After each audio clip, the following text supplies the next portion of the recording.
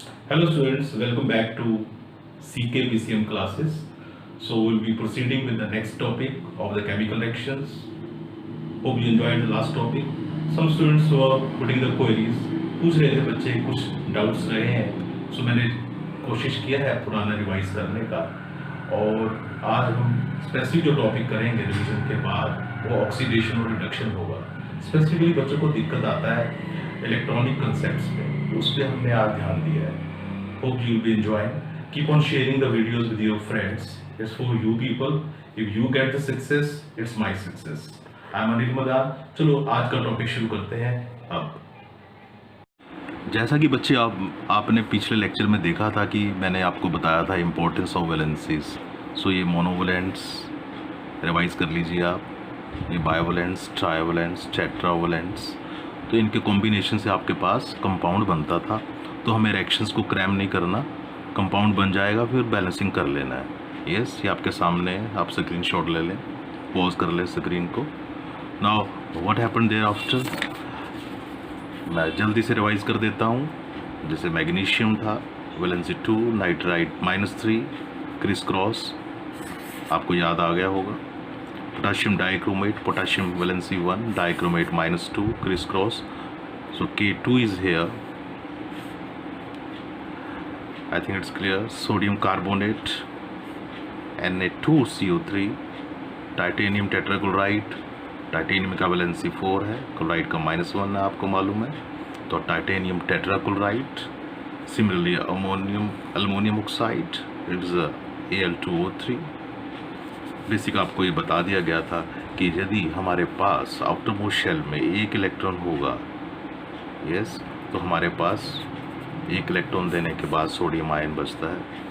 और क्लोरीन में 7 electron outermost shell में है, तो उसको एक इलेक्ट्रॉन लेना है, तो इसके पास हमारे पास नेगेटिव क्लोरीन आयन आता है। यस, तो कंपाउंड बनेगा सोडियम क्लोराइड।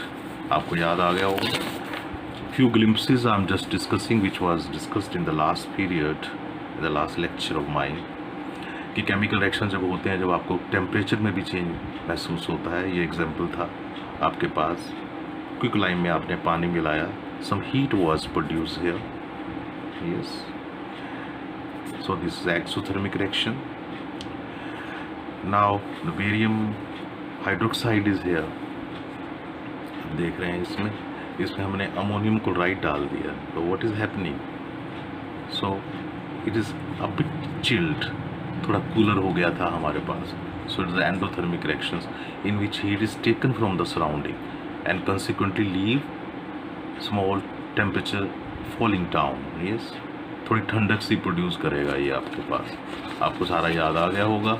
नाउ उसके बाद हमने क्या किया था, इवोल्यूशन ऑफ गैस होता है केमिकल रिएक्शन में। यस, तो आपके पास ये हमने इसमें जिंक लिया था, जिंक ग्रेन्यूल्स, और H2SO4 इसमें डाला गया था।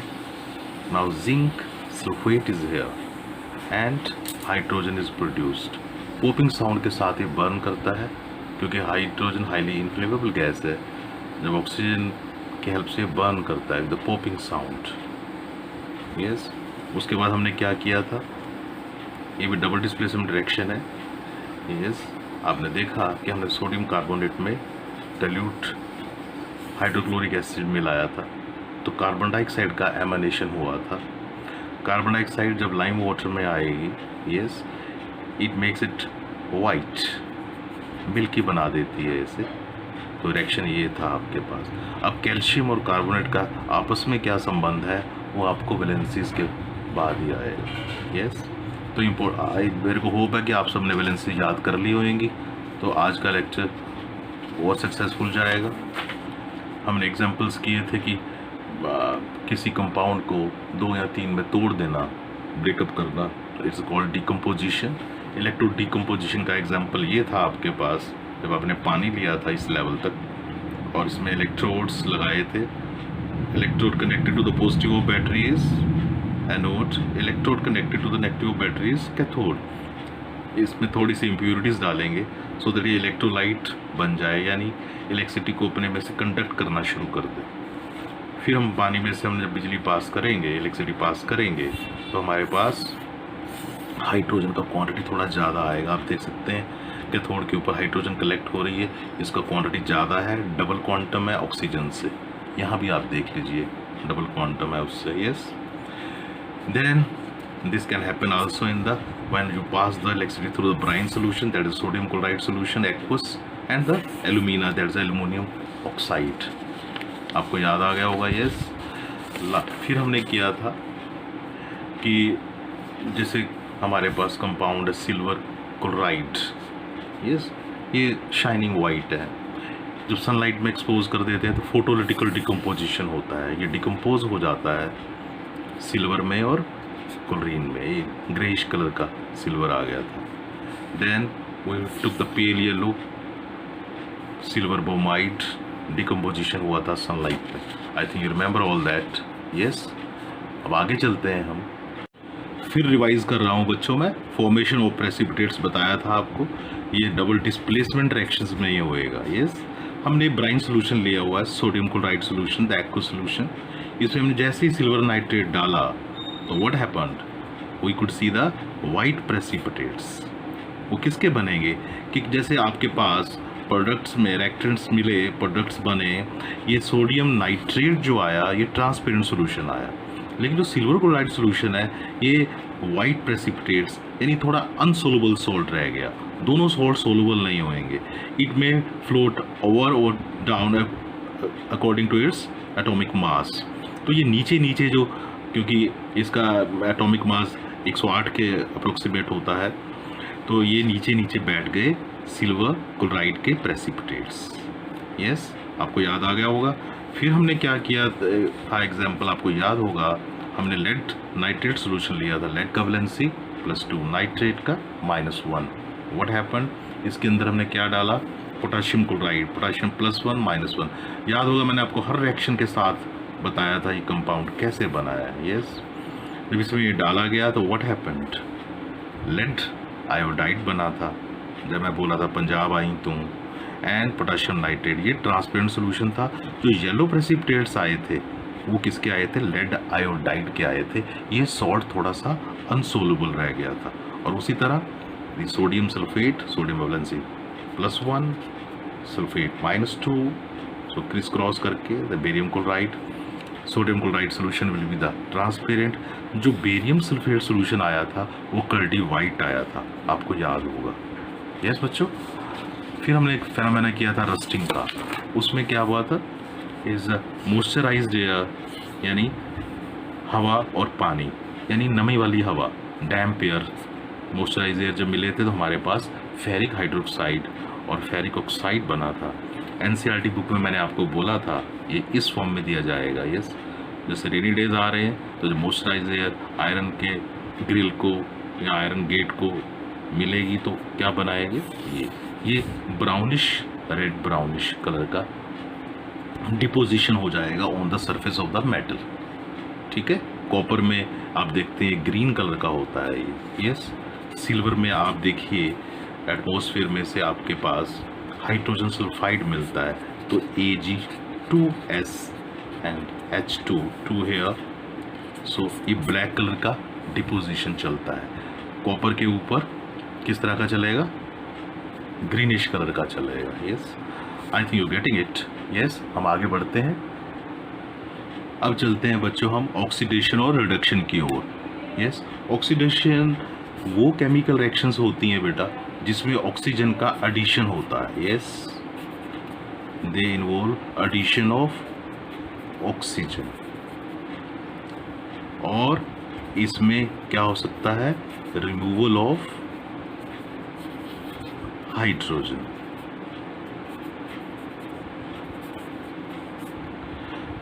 यस, और reduction are those chemical reaction, इनमें क्या हो जाएगा, इसका उल्टा हो जाएगा, एडिशन ऑफ हाइड्रोजन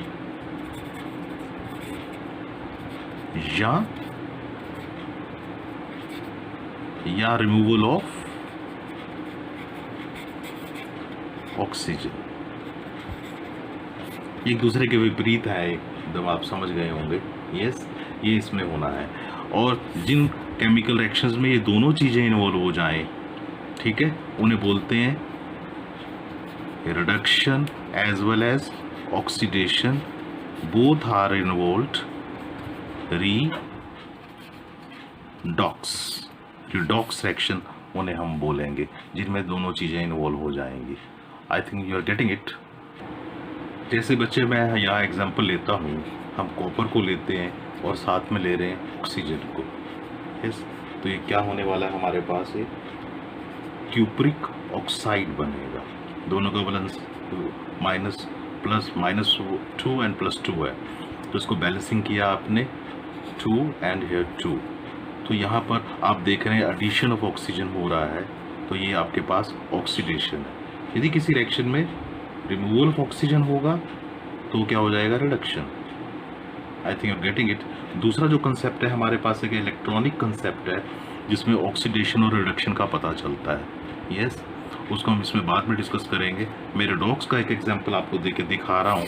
जैसे ऑक्सीडेशन का मैंने ये एग्जांपल दिया है, रिडॉक्स का एक एग्जांपल हम डिस्कस करते हैं. जैसे मैं लेता हूँ जिंक ऑक्साइड और साथ में लिया मैंने कार्बन. यस, अब इसमें क्या हो रहा है, कार्बन मोनोऑक्साइड एंड जिंक इसमें बन रहा है. तो अब आप देखेंगे पूरे प्रोसेस में क्या हो रहा है, zinc oxide is being reduced to zinc. तो बताइए इसमें क्या हुआ, loss of oxygen. Yes, oxygen is being removed, तो यहाँ पर क्या हुआ, रिडक्शन हुआ. और कार्बन वाले केस में क्या हो रहा है, एडिशन ऑफ ऑक्सीजन, तो ये ऑक्सीडेशन हुआ. तो नाम क्या हो गया इसका, रिडॉक्स रिएक्शन. इसके अंदर दोनों चीज़ें, रिडक्शन और ऑक्सीडेशन दोनों साथ साथ चल रहे हैं, तो नाम हो गया इसका redox reaction. So when the oxidation and the reduction both are taking place simultaneously in a reaction, those reactions are called redox reaction. एक बात मैं और आपको बता दूं, जैसे कि जिंक ऑक्साइड जिंक में रह रहा है तो ऑक्सीजन निकल रहा है, तो ये रिडक्शन हो रहा है. जिसकी वजह से ये रिडक्शन हो रहा है वो कार्बन है. कार्बन की वजह से रिडक्शन हो रहा है, तो कार्बन को हम बोल देंगे रिड्यूसिंग एजेंट. नोट कर लीजिए, कार्बन को हम बोलेंगे रिड्यूसिंग एजेंट. बहुत छोटा लिखा है, मैं दोबारा फिर लिखता हूँ इसको. यस, लेकिन कार्बन में एडिशन होके क्या हो रहा है, ऑक्सीडेशन हो रहा है, आप देख रहे हैं. यस, तो ये किसकी वजह से हो रहा है, साथी कौन है, जिंक ऑक्साइड. तो जिंक ऑक्साइड को हम बोलेंगे ऑक्सीडाइजिंग एजेंट. यस, तो carbon is a reducing agent, जिसकी वजह से जिंक ऑक्साइड जिंक में आ रहा है, ऑक्सीजन रिमूवल हो रहा है, oxygen removal is a reduction. और दूसरी तरफ क्या हो रहा है, कार्बन में ऑक्सीजन ऐड हो रहा है, यानी ऑक्सीडेशन हो रहा है. ये किसकी वजह से हो रहा है, यह जिसकी वजह से हो रहा है उसे हम बोलेंगे ऑक्सीडाइजिंग एजेंट. जो ऑक्सीडेशन का कॉज बनते हैं वो ऑक्सीडाइजिंग एजेंट, जिनकी प्रेजेंस में ऑक्सीडेशन होता है, और जिनकी प्रेजेंस में रिडक्शन होता है वो रिड्यूसिंग एजेंट. यस स्टूडेंट्स, अब हम बढ़ते हैं electronic concept of oxidation and reduction. ये एक बड़ा मॉडर्न कंसेप्ट है. इसमें हम इलेक्ट्रॉन्स के गेन या इलेक्ट्रॉन्स के लॉस से लगाते हैं कि ये ऑक्सीडेशन है कि रिडक्शन है. सपोज कोई हमारे पास एटम है, सोडियम या कोई आयन है.